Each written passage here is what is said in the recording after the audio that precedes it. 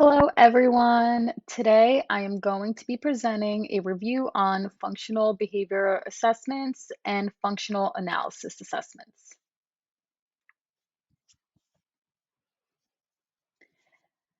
Before I jump into the definitions of FAs and FBAs, I will be letting you all know a little more about myself and my background. So, as you can see, my name is Erica Cruz. I am 28 years old and I live in northern New Jersey.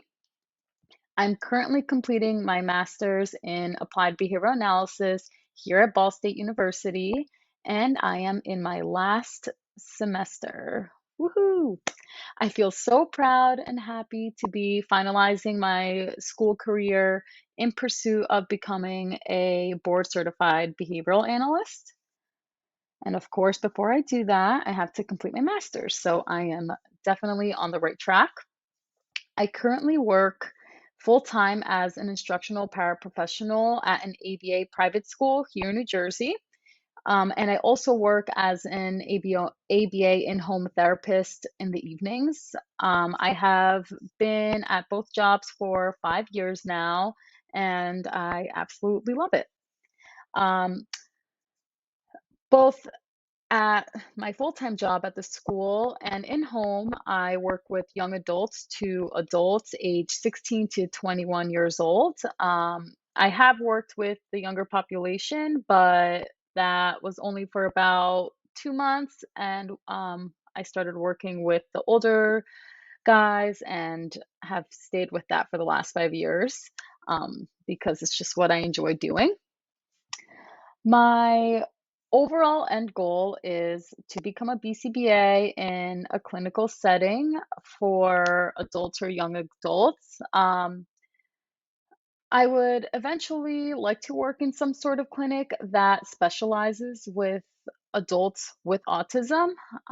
Just after experiencing working with this age group, I know that I want to work with the older population because I have seen firsthand how adults with not only autism but disabilities are neglected due to their age, and I would love to change that.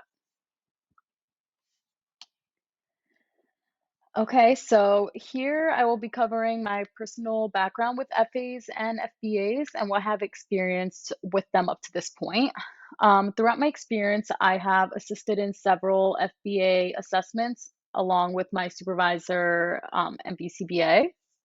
I have not conducted any independently, but I have observed and assisted in direct and indirect assessments for learners in the school. I have assisted by directly observing the FBAs and FAs and collecting data as designed by the BCBA and my supervisor. I've also received training for the interventions and assessments prior to observing them to ensure that I understood how things were going to be done, and that was very helpful for me. Now I will discuss the differences between FBAs and FAs. According to Cooper et al. 2019, functional behavior assessments, or FBAs, so I'll start with the left over here, um, according to Cooper, enable hypotheses about the relations among specific types of environmental events and behaviors. FBAs are designed to obtain information on the function of the behavior. FBAs also identify the source of reinforcement to be provided for replacement behaviors. FBAs can be broken down into three types of assessments. One, functional experimental analysis. Two, descriptive assessments. So, for example, observations and ABC data. And three, indirect assessments. For example, conducting interviews to parents and clients, having checklists, and rating scales. Oh, sorry to go back. Functional analysis, now according to Cooper, functional analysis, or as we call them, FAs, work great when trying to figure out what variables influence the occurrence of a problem behavior. FAs allow for valid conclusions concerning the variables that maintain the specific problem behavior. FAs have enabled the development of effective reinforcement-based treatments and relies less on punishment procedures, which is something we are trying to veer away from in behavioral analysis treatment. According to Cooper, there are 4 conditions that maintain a behavior. The first is escape, second is attention, third is tangible, and fourth is sensory. And then in the next slide, I will dig deeper into that. Okay, so as I mentioned, Cooper said that there's 4 functions of behavior. So to start, sensory, what that means, it provides preferred sensory experiences and the behavior feels good to do. And when does it happen? It can happen anytime, even when the learner or client is alone. Um, the next one is escape maintained, and that removes undesired activities or interactions. And this can happen when a task is too hard, too easy, too boring, scary. The next function is attention, and this provides access to people or interactions. So a lot of learners will engage in attention maintained behavior when they want social interactions. And lastly, tangibles. This provides preferred items or activities. So that could be a physical object. And here it says, when I want a preferred item or activity, I will engage in that problem behavior. So these are the 4 functions of behavior. So, what determines when to conduct a functional behavioral assessment? I read an article titled Applied Behavioral Strategies that reviewed when one would determine when to conduct an FBA. There are 2 major reasons why an FBA should be conducted, and that is 1, a challenging behavior is present, and 2, we have to follow the special education law. So, if a child's behavior is causing issues in their learning or learning of others or causing harm to themselves or others, it is crucial to conduct an FBA to figure out the function of that behavior. And according to the special education law, if a child has an IEP during their meeting, it is crucial to determine if a child is displaying problem behavior that is either impeding their learning or somebody else's learning, and if so, an FBA needs to be conducted. So here I will be talking about behavior assessments within my organization. So I spoke to a few BCBAs and behavioral specialists at my current organization and asked them a few questions about both FBAs and FAs. To start, both assessments are conducted in my organization, and I have luckily observed both being done. One of the behavioral specialists said that the reason she appreciates FAs is because it's one of the best tools around to not only figure out why a learner is engaging in a specific behavior, but it can also show us what is maintaining that behavior. Another behavioral specialist said that they also like to use FBAs, and they usually start by using the FAST as the first assessment because it is easy and simple to complete. Um, it allows parents and people who work firsthand with the learner to provide us with information of what happens before the behavior as well as the consequences. So, for those who don't know what the FAST assessment is, I wasn't sure either.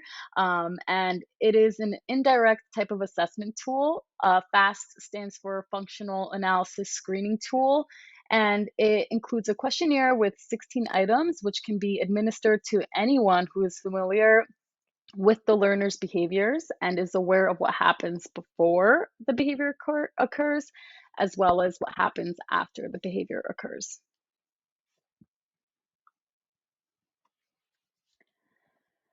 So, as I have spoken about in this presentation, FAs and FBAs are conducted to figure out why problem behavior occurs, but what is problem behavior? So, according to Edward G. Carr, the functional control of problem behavior is generally conceptualized as involving attention, escape, sensory reinforcement, and tangible factors, as I mentioned a few slides ago.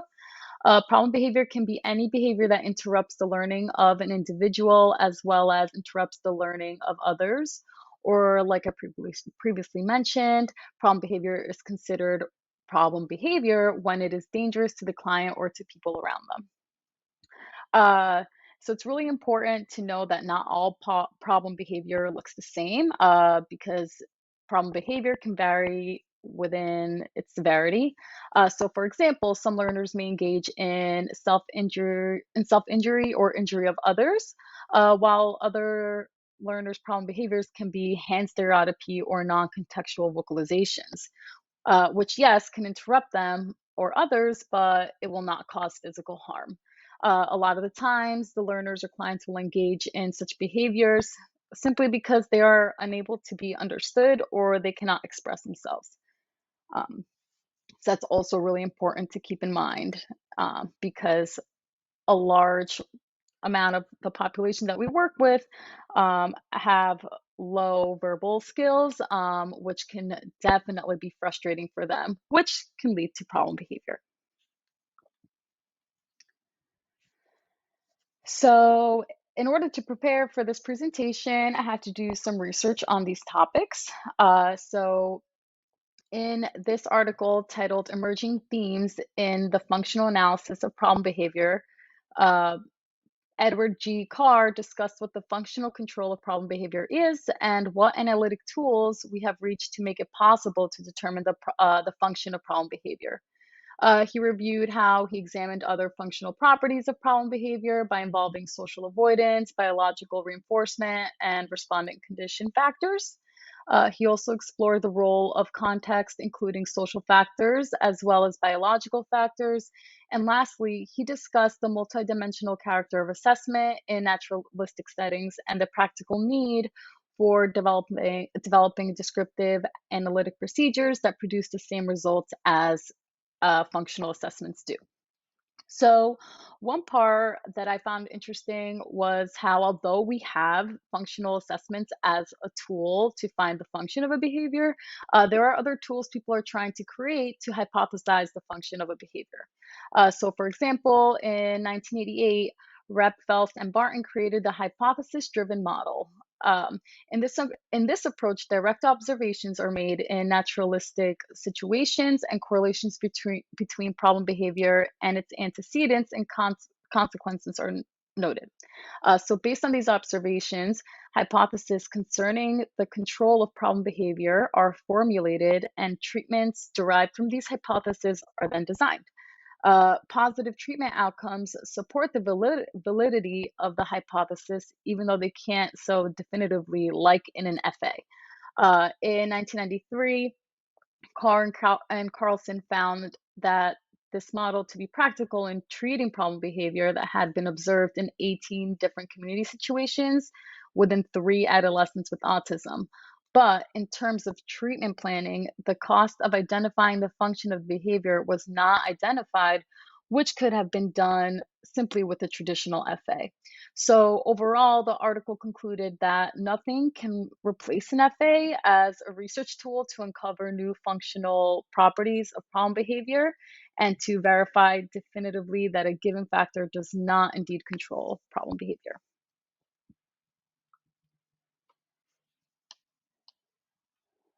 Here is another article that I read in 2015. The article, A Survey of Functional Behavior Assessment Methods Used by Behavioral Analysts in Practice, was published by Oliver, Pratt, and Normand.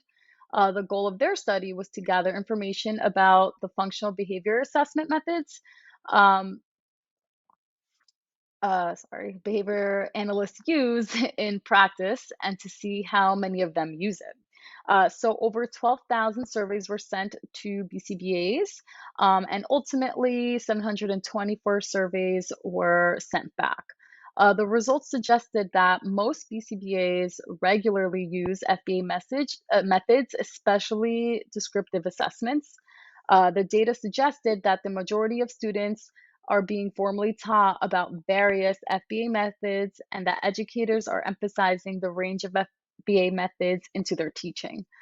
Results also showed that less than half of the respondents reported using FAs in practice, although many considered descriptive assessments and FAs to be the most useful FBA methods.